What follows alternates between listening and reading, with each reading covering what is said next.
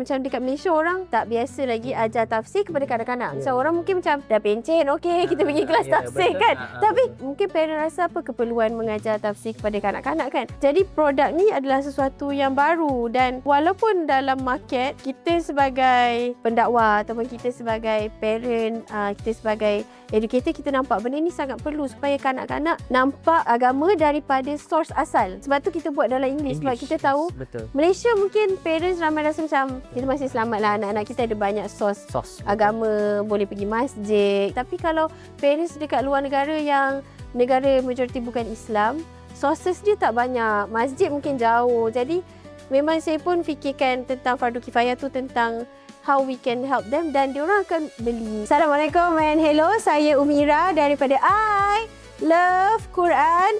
Jom bersama kami dengar podcast Recharge Business with Purpose.